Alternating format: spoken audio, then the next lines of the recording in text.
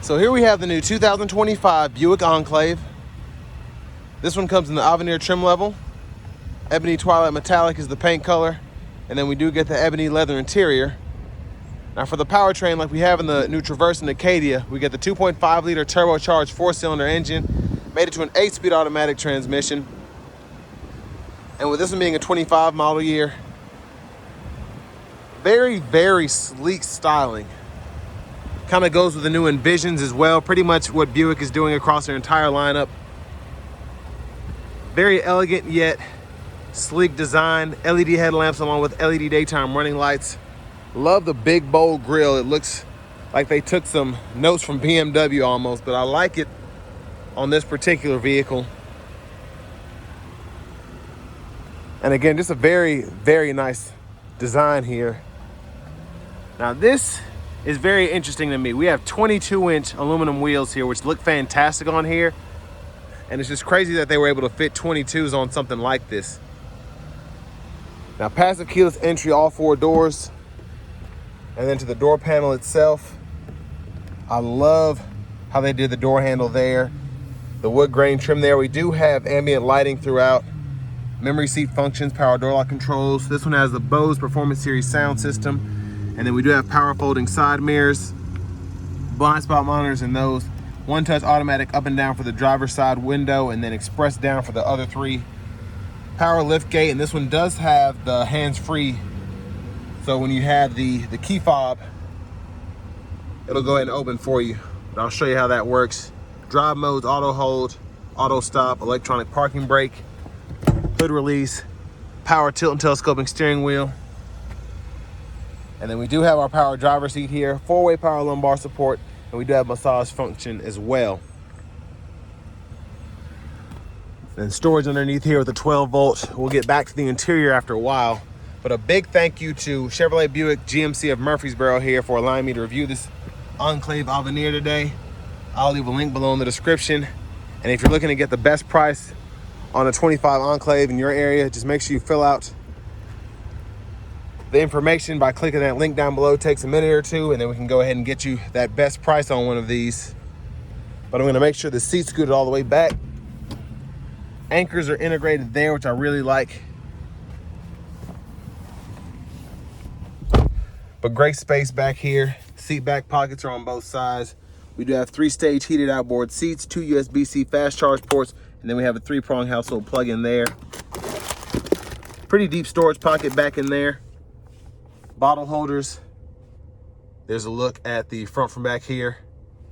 And then we do have a panoramic sunroof. So this is with the sunshade closed, and I'll show you what that looks like when it's open.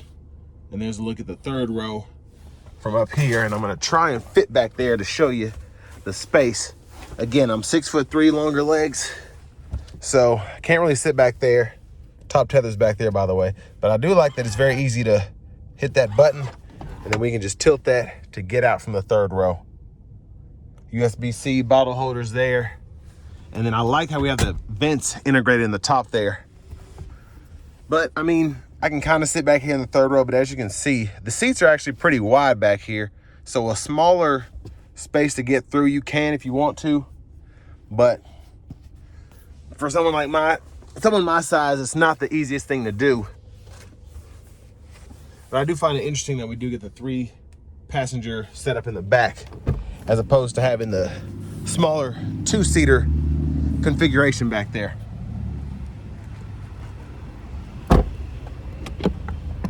Fuel fillers there. Now, because the hood is open, I don't know if this will work. So I'm gonna close this up, and then I'm gonna see. I'll tell you what, we'll look at the engine bay first. So there's that 2.5 liter turbo 4. And then we're gonna come back around to this side. We're gonna see if we can get this tailgate to open using this function here. So you come around to the back, and it should illuminate as you get up on it. And then it's supposed to open. Let me try this again. Oh, I just noticed something else cool. I like how that's illuminated right there. LED lights, very neat. But yeah, it's looking like it's not gonna do it. It's a little iffy.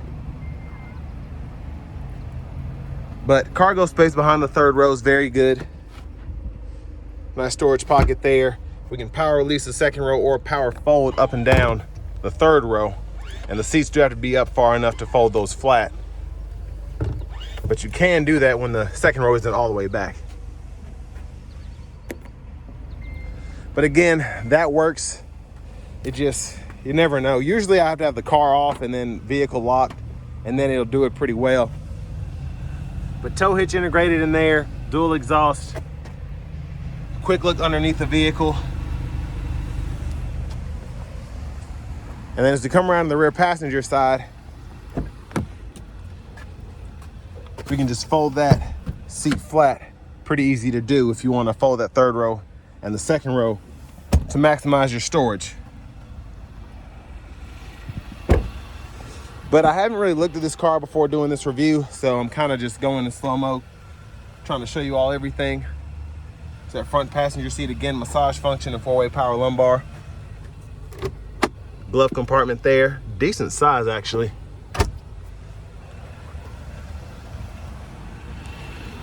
But we're gonna come back around to the driver's side and check out the infotainment system and everything else that the driver has at their fingertips. So, nice leather wrap steering wheel. Like the design. This 3-spoke steering wheel is very sporty. It might be a little too sporty for people that are interested in Buicks, but you know, they're trying to go after that younger market. So, good job there. There's the horn. And we do get Super Cruise, so indicator is there, and then your sensor to make sure you're paying attention is right there. And this one still has a plastic on it. But a very, again, very nice look here for the steering wheel. Now over here to the radio, kind of like in the newer Buicks, how you have that kind of one stretch screen that goes across. I like how we have Alexa, we have AM, FM, XM. We also have Apple CarPlay, Android Auto still here, so we're not getting rid of that like in the newer EVs. But dual zone automatic climate controls here. That's the rear. And then this is the front here. We can adjust fan speed, so on and so forth, direction. And then we can sync and unsync. So pretty easy to accommodate. And I like this here, how I can just click down here and kind of pull up a function here, temperature, and then most importantly, your 3-stage heated cooled front seats can be adjusted right there. And then again, for your rear climate, it'll pull up that whole map. So really like how I can access everything I need to relatively easily, in my opinion. Audio settings are right here. Again, for all of that. And then we do have the controls, which you can toggle the dome light, traction control, the auto high beams, the auto park assist. And then for your headlights, you can adjust those there. And then backup camera, we do get the bird's eye view. We have a front camera as well. Curbside and all of that. We also have access to Google Maps, so you can pull that up if you want to use that. You do have to have that subscription. Trying to get back to the settings. So for the settings, you can go in here. You have teen driver, rear seat reminder, buckle to drive, the Super Cruise lane change, and then a few other options here, including your ambient lighting if you want to fool with that, change the colors, the brightness, and all of that. And you can see it in the door handles. It's kind of bright out, but right there, at least on all 4 doors, you can see that. So I like that feature. And then we can change our units of measurement in the system settings if you want to go from English to French to Spanish, or if you want to change your units from US to metric, you can do that. And then quick shortcuts here, which I like for fan speed, temperature, defrosters, and your auto mode. You can turn the system on or off there. Now this is interesting. It's really not a lot going on like I'm used to, especially in the older Buick where the shifter was right here. Then you had all of those buttons to click. But here, all you have is the volume knob. Click there to mute, and then you can hold that to power it down. And then you have a wireless charging pad here. And I really like this. It's not a lot going on, and everything you need is up here. Now it does make the steering wheel, I think, seem a bit busy, but we'll get to that after a while. But I like how it affects it here. Center console cubby space, removable tray, very good space in there, I think. And over here, the rear camera mirror, we can toggle that on or off. Hazards are right there. Sunroof controls, sunglasses holder, and then takes a minute because the roof's so big, but that goes back, and then we can also slide or tilt the roof. And I like how quiet it is. It reminds me of the newer Cadillacs, just with it not being so intrusive, the sound that you're getting. And it does go almost all the way back there, so a very big opening. Look at the back seat from up here. And I like the Avenir is actually integrated, or I should say stitched in all four of the captain chairs. I'm used to it only being in the front two. Vanity mirrors here. Now back to the steering wheel. First of all, blinkers are over here. We do get rain sense wipers, so you can turn those on or off, and then intermittent or the rain sense is there, low, high. Click that in for the fluid for the front, and then you have your rear wiper here, and then you can hit the fluid for the rear wiper right there. And then your high beams can be toggled there or flashed there. Now for the shifter, pull up for neutral, pull up and down for drive, or pull up and up for reverse. Press P for park. And then with your limiter, you can turn that on after you put yourself in drive. And then you have the paddles, and you can use that. And in the bottom right-hand corner, you can see what gear you're in there. And then for your cruise control, which I'll test this out on the test drive video, but you can turn that on, set the Super Cruise when available, gap adjust, cancel, and then you can set the speed here. And your voice recognition is actually this button here. And this is another thing that's interesting. You have a button like this on either side, so this isn't actually the button, this is. So you can click that, but you can go through your radio station favorites here. And then you have your mute button here, and then phone button is there. Now this is something I just now noticed. You can go through the track list or radio stations here, the presets at least, and then your volume is right there. Where I'm used to kind of seeing if I have the track list or radio station, you can go through here. There's a volume knob here, but this can also be used for whatever other settings are available. So if I click that, I can go through my different gauge cluster views, and then when applicable, I can use that again. So I like the views, so you only get a couple, but really like that. Heated steering wheel toggles there, and then you can go through your actual audio sources and again, use that there as opposed to just the favorites, and several different menus there. And then when you're in each source, you can kind of fool with what you want to do there when the favorites are set up. Push button starts there. We do get a heads up display, and this part of the screen of the gauge cluster is touchscreen, so I can turn that on, and then you can see right in there the gauge cluster, and you can adjust it by hitting that there, brightness, height, or the rotation there. So pretty neat. And then finally, key fob with remote start right in there.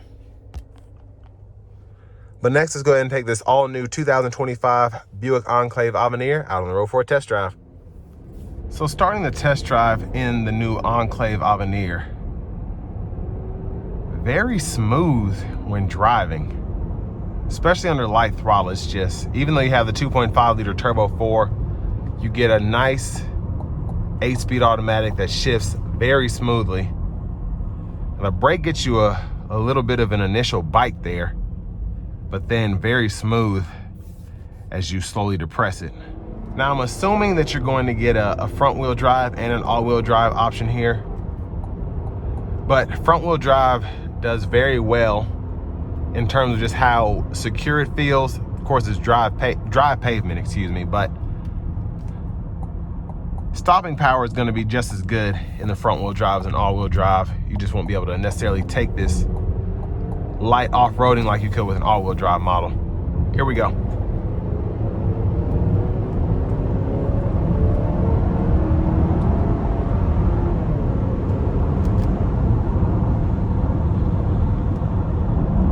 Nice pull there. Gonna come over a lane and turn on the Super Cruise. As soon as this turns green,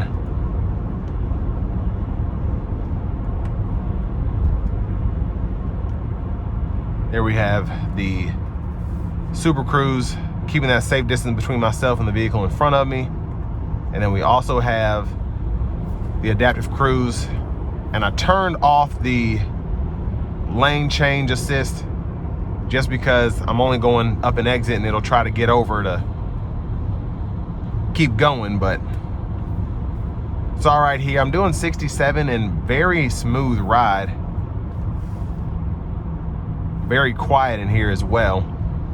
And I just like the overall visibility. Rear camera mirrors here, blind spot monitors, nice view out of this bigger windshield. I feel like I can see everything.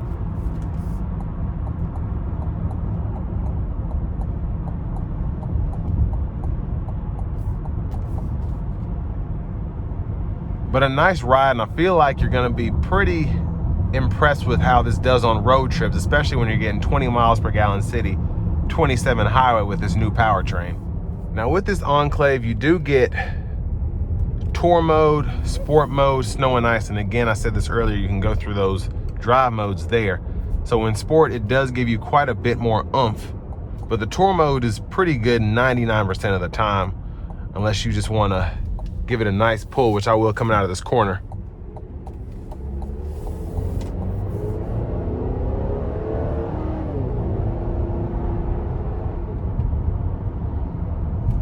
So not even giving it that much. It gets up to speed relatively quickly. A lot of the acceleration, the reason it's so good is because the 8-speed, you barely feel it shifting. You hear it more than you feel it through the steering wheel, the gas pedal, and all of that.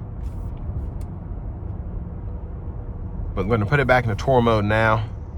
All in all, I think a pretty good vehicle, even though this could be somewhere in the mid 60s, upper 60s, just depending on how this is priced. We don't have the price for this yet because this has just come out. It's not even available for sale yet.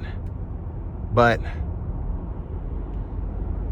I just really like how they redid this. Love the infotainment system. Again, having that one screen that goes across from the gauge cluster to the infotainment system itself. The rear camera mirror, I like how sleek this looks.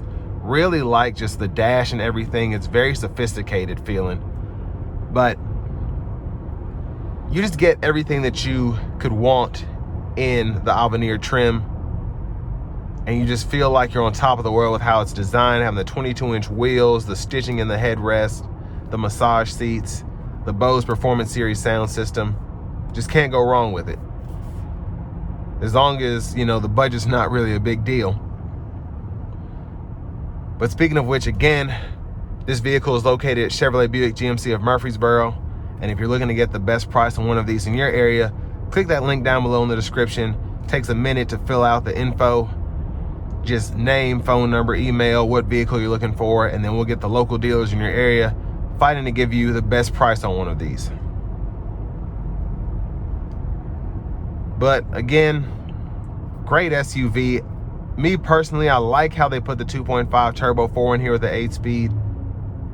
This one at Chevrolet Buick GMC of Murfreesboro comes with a lifetime powertrain warranty if you're worried about how the powertrain will hold up, but shouldn't really have any different issues as opposed to the V6 with a 9-speed that we're coming out of. But this will bring me to the end of my review of this 2025 Buick Enclave Avenir.